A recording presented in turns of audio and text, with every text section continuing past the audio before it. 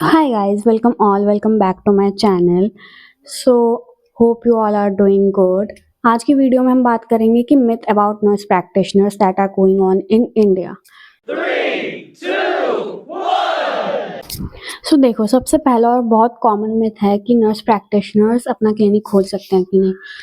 C it is not allowed by the government कि आप as a nurse practitioner clinic खोल सकते हो, क्योंकि जो हमारी केयर है वो सारी टर्शरी केयर है, मैनेजमेंट सारा टर्शरी केयर का है, हमें एग्जामिनेशन वगैरह सब टर्शरी केयर का सिखाया जाता है. बट जो क्लिनिक में पेशेंट्स आते हैं वो आपके प्राइमरी केयर के लिए आते हैं. So as a nurse practitioner आप प्राइमरी केयर फिर वो नहीं दे पाते. और कॉमन सी चीज़ है, अगर आप 5 साल 10 साल 6 साल अपना आईसीयू में काम करोगे तो आप कॉमन ओपीडी वाले पेशेंट्स को डायग्नोज इजीली नहीं कर पाओगे एज कम्पेयर टू जो पेशेंट्स हमारे पास सीरियस कंडीशन करके आते हैं. So keep it in mind कि अगर आपको करना है प्राइमरी केयर तो फिर आपको अभी आएगा in future obviously community health के लिए आएगा. जो CHOs बने हैं उसके लिए कम्युनिटी हेल्थ वाले भी हैं, वो सब आएंगे तो आप उसके लिए अप्लाई कर सकते हैं. सेकंड बहुत कॉमन मिथ है कि हम नाम के आगे अपना डॉक्टर लगवा सकते हैं. सो नहीं गाइज, नाम से ही पता चल रहा है इट्स नर्स प्रैक्टिशनर. सो आप अपना जो आइडेंटिटी है वो चेंज नहीं कर सकते. PhD के बाद हमारा डॉक्टर लग जाता है, DNP के बाद डॉक्टर लगता है, तो वैसे ही DNP के बाद लगेगा, बट बिफोर दैट आपके नाम के आगे डॉक्टर नहीं लगेगा. Keep it in mind. और क्यों ढूंढना है यार लूप होल, सिर्फ नाम के आगे डॉक्टर लगने के लिए अगर कोर्स करना है तो फिर वैसी degrees low, BPT low, BAMS low. But अगर आपको जेन्युइनली डॉक्टर बनना है तो फिर MBBS करो. डॉक्टर इज डॉक्टर, आप लूप होल ढूंढने की कोशिश मत करो.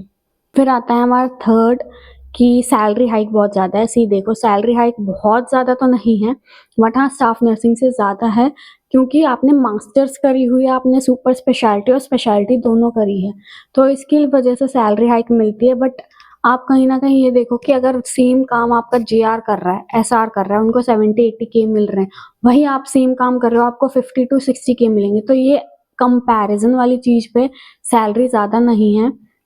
बट हाँ एज अ स्टाफ नर्स अगर आप कर रहे हो या फिर नॉर्मल MSc आपने करी है, पीडिया में करी है, बायोस्टैट्स में, जिसमें भी करी है, उसके कंपैरेटिव सैलरी ज़्यादा है.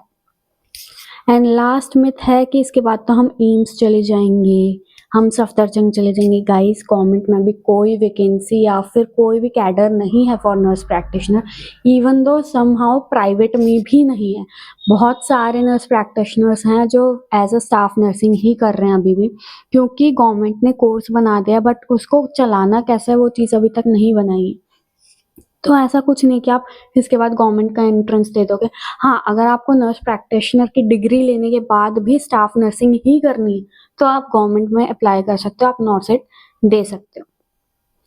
सो hope you all like this video. Like, share and subscribe.